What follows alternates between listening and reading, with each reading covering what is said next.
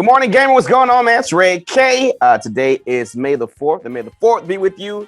And we're going to start it off with this tweet from Bethesda, the creators of Doom. It's pretty dope, man.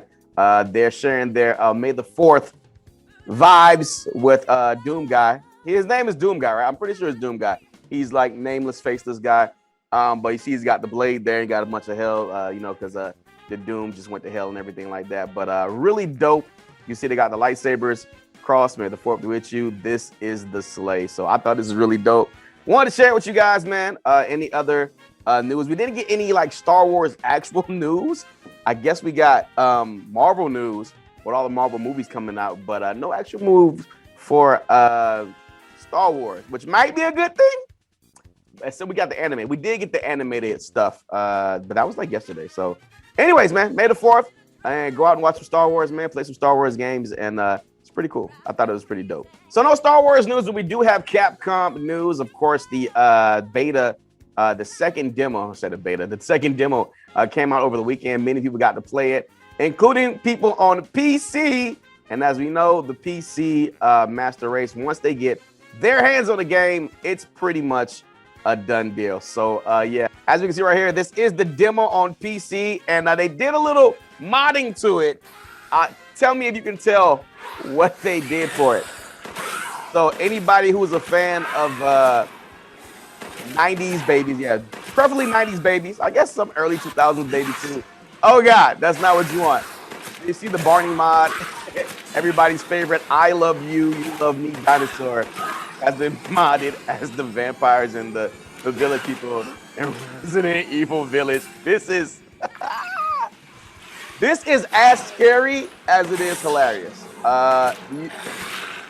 We all know now that Barney was just a big guy in a dinosaur costume, so this kind of makes it a little bit more freakishly weird. See, because like, he was in the suit, so it's kind of like they're in the suit, you know what I mean? I love you, you love me. I like to eat apples and bananas.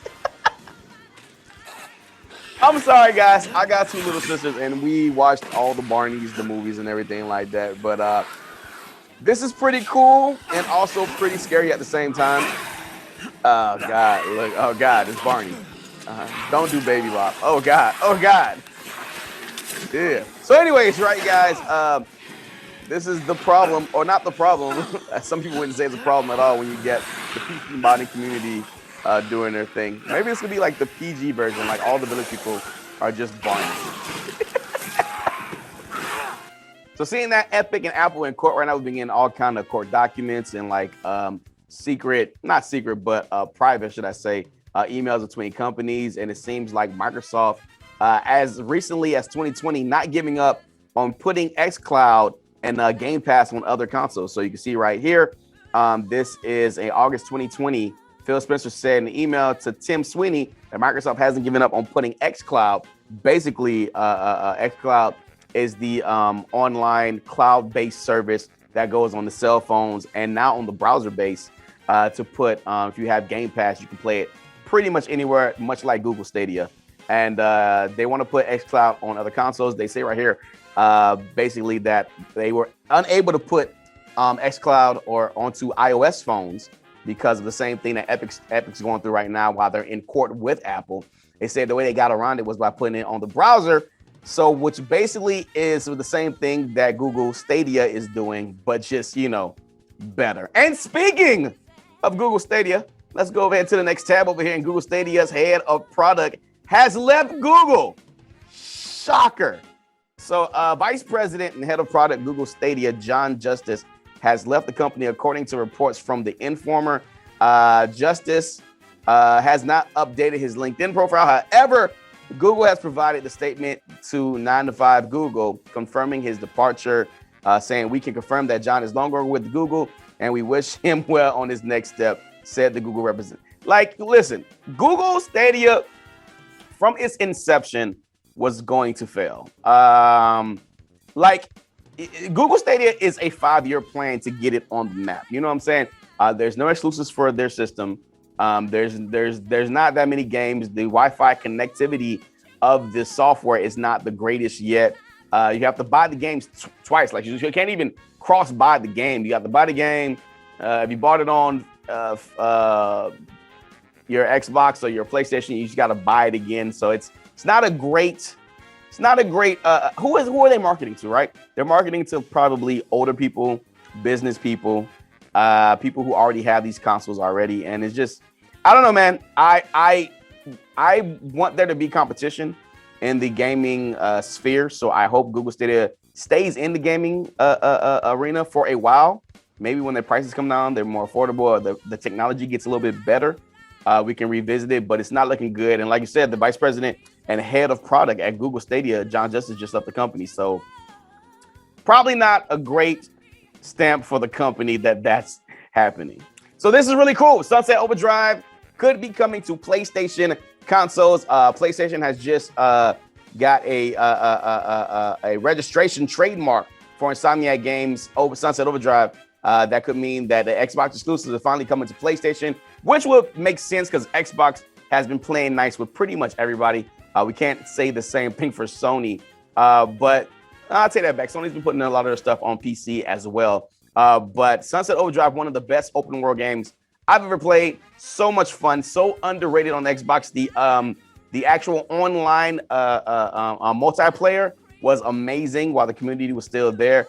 They were updating it, and we really wanted to get a Overdrive 2, but Overdrive is owned by Xbox, the IP. Of course, Insomniac, who made the Ratchet & Clank games and is making the Amazing Spider-Man, they are the ones who developed said game, and they're over and owned by Sony right now. So we think that it's probably just a re-release or a remaster coming out on Sony, and Xbox will profit. So this is good on both sides. And you know, Insomniac didn't leave Xbox on bad terms. Matter of fact, one of the heads for Insomniac was working with one of their teams that's making the one of their newer games, one of their Fables or their Perfect Dark. They're on the Perfect Dark game. So I believe they just came back to PlayStation. One of the heads came back to Insomniac and is working there again. So it's good relations between Xbox and Insomniac. Of course, not Xbox and Sony, but Insomniac is PlayStation right now. Let's think about it. Spider-Man, Ratchet & Clank, and if they get a Sunset Overdrive on there, man, that'll be amazing. But it's a game that I think more people should play. So if we're getting Sunset Overdrive on the PlayStation, that's nothing but a good thing. As I've said many times, man, I am still looking for an Xbox Series X. They are impossible to find. I do have a PlayStation 5 though. So PlayStation had the big spring sale that they're doing right now. So I went ahead and copped the Watch Dogs Legions, which is one of the only true next-gen games that are using all the best things with next-gen. They're using the frame, the 60 frames per second, ray tracing, and all the good stuff. And just in time for their spring update, there's a big update going on right now, so we get to check out what it is. I haven't watched this yet, so because I'm going to play the game pretty soon. Welcome to our first major post-launch update of Watch Dogs Legion. Pretty excited to see what's going on. Introducing Mina Sidhu, our first playable hero, available with the Season Pass. Mina uses her powers of mind control to take hold of her enemies. That's very interesting because Watch Dogs is basically like you can play with anybody, pick your own team when this they power die. gives It's like players brand new ways to approach challenges, take on enemies, and wreak havoc. This is actually a hero. I don't think there's heroes in Watch Dogs with powers. You can play the entirety of Watch Dogs Legion single player with Mina in your team, as well as online modes. So maybe we're getting more heroes? In addition to Mina, Season Pass owners will have access to the third entry in the Dead Sex Stories missions. The mission I don't know anything about Swipe this. Right has Dead I gotta Sex turn on the infiltrate game. a smuggling ring to gain intel on an ancient artifact. In online, 3 additional co-op missions will be added to the playlist. How is the online Each mission for contains this? a new set of I heard it was diverse pretty good. objectives and can be played with 3 other players. If it's anything like The Division, I'm playing. And operatives will have access to 2 new gadgets in co-op mode. It looks like The Division. If it's like The Division, I'm sold. We're also enriching the Play As Anyone feature in Watch Dogs Legion. 2 new character professions are joining both single-player and online modes. What? First responders can deploy an AR shield that protects themselves or other players. Okay. while DJs can buff teammates as well as stop enemies around them. What? So every DJ can break dance spikes. Okay, I like it though. Fuck it, I like it. Customization options will be available, including the ability to customize your operative's hair and body art. There is much more coming that we can't wait to share with you. Okay. Thank you for playing Watch Dogs Legion, and stay tuned for more. Like I said, I just copped the game on their sale that they had on a big PlayStation sale there for their spring sale. I think it was like down to like $30 or like $24. I don't think it sold all that well, but a lot of people don't have the next gen copies of the game. I think a lot of these games, once people get the systems and they're able to actually play the game, will sell pretty well coming on in the future.